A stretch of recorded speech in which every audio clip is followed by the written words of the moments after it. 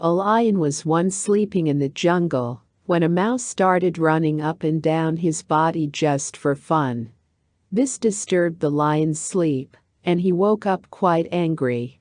He was about to eat the mouse when the mouse desperately requested the lion to free. "I promise you, I will be of great help to you someday if you save me."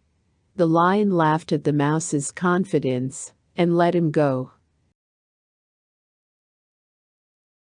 One day, a few hunters came into the forest and took the lion with them.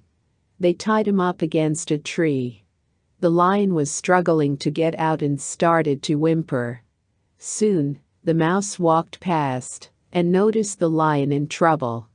Quickly, he ran and gnawed on the ropes to set the lion free. Both of them sped off into the jungle.